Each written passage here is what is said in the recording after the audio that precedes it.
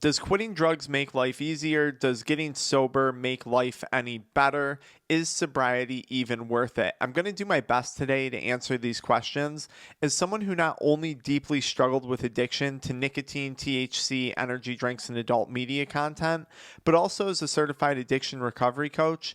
You can learn more about our paid and free program resources, including our group coaching program, which is $27 a month if you need community support and accountability, with the links in the pinned comment or by texting the number that you see right here below.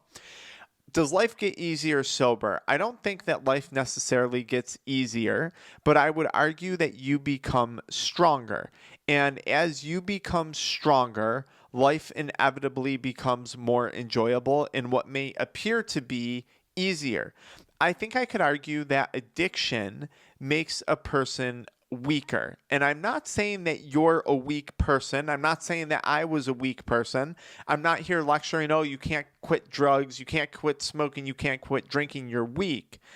But what I am going to say is for myself and a lot of other people who have struggled with addiction, it's to run away or try and escape various problems or scenarios that they're facing. Now, look, I say this with a ton of empathy because some people have experienced things that I could never imagine experiencing.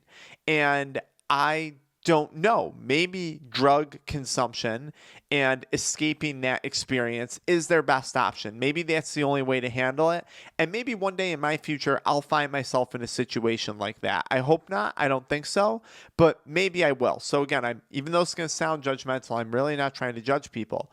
But the more that you run away from your problems, the more that you run away from the marriage problems, the business problems, the problems with your kid, your own health problems, your own financial problems, the more you run away, the weaker you get, the more fearful you become, the more scared you become.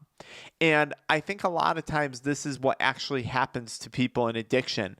And I'm loosely quoting some language that was used by Tucker Carlson in an interview with Joe Polish, which I'm going to be reacting to in a future video. I'll put that link in the video description.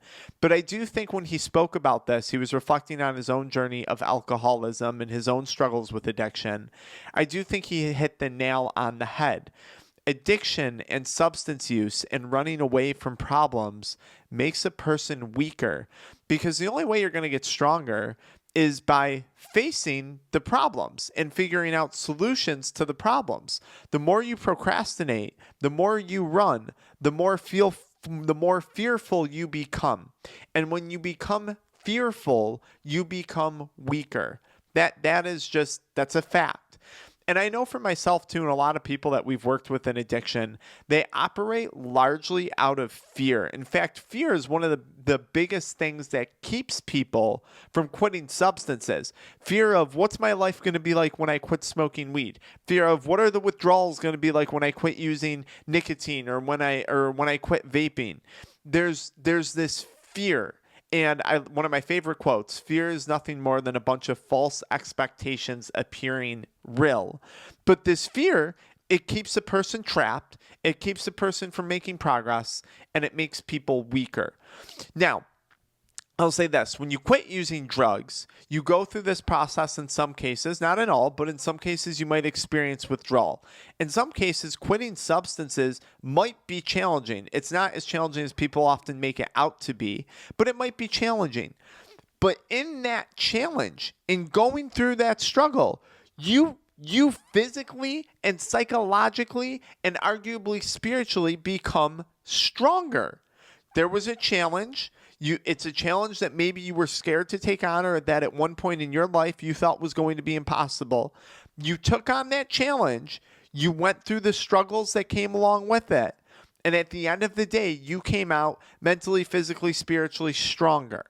So I think just the experience of quitting an addiction can make life easier because of the strength that you gain from it. Now, fast forward, you're over your addiction and a business challenge comes up. A relationship challenge comes up.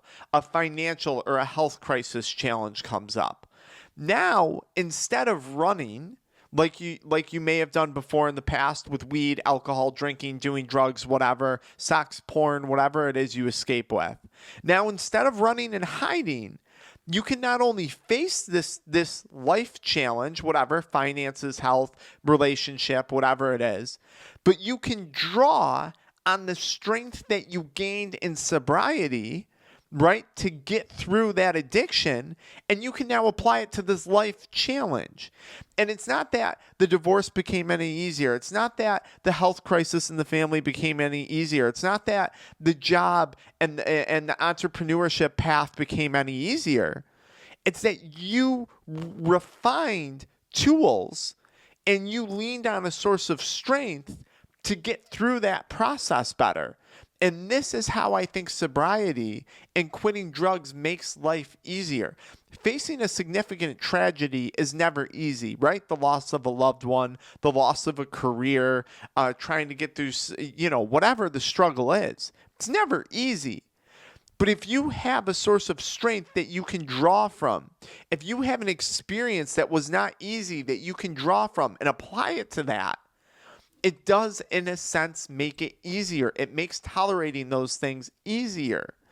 My tolerance for stress, my tolerance for hardship has improved significantly since quitting drugs. Not that hardship is easier, not that stress is easier, but my tolerance for it is better now since quitting substances. Okay? Is this making sense? It's what I saw a quote once. I think it said, "Don't ask to not experience the storm, but ask for the strength to go through the storm." Because for everyone, a bad day is coming, a storm is coming. There's no way around it. It's you shouldn't ask to avoid that because that's from a place of fear, right? That's from a place of cowardice. That's largely what we could in some cases define addiction as. You should ask for the strength to get through it because you're never going to be able to escape all the bad stuff. And that's the opportunity that I think sobriety is for a lot of people. And again, to be clear, I'm not referring to my past self as a coward. I'm not referring to people with addiction as cowards. Okay, that's not what I'm saying at all, right? Most people struggle with addiction. They're struggling for a reason.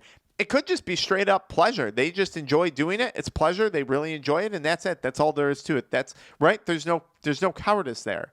But I think there's tremendous strength to be found in pursuit of sobriety and becoming recovered, not in recovery, becoming recovered from substance use. Okay, so that's how I think it makes life easier. And I'll just say this at the end. So, look, life is also objectively easier, right? When you're not doing drugs, you have more energy, you have more money in the bank, you have more focus, right? For most people, they're going to have better and stronger relationships because typically if you're doing drugs, a lot of people you're hanging out with may also be partaking in drinking, smoking weed, this, that. You stop doing drugs, you stop hanging out with those people, you find yourself around a different crowd, a crowd that the people you hang around that play a large role in defining who you are, right? So, yeah, my life became way easier, in sobriety because I had more money in my bank account. I had better physical health. I had better mental health. I had more energy to get through the day.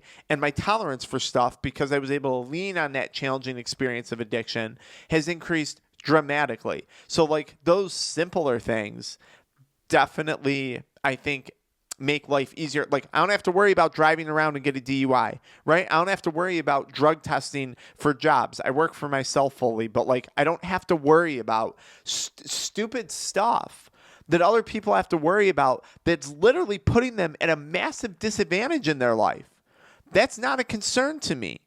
But to someone else it is, and it's putting them at a massive disadvantage. I think sobriety puts you at a massive advantage in life. And when you have an advantage in life, life is objectifiably and subjectively easier.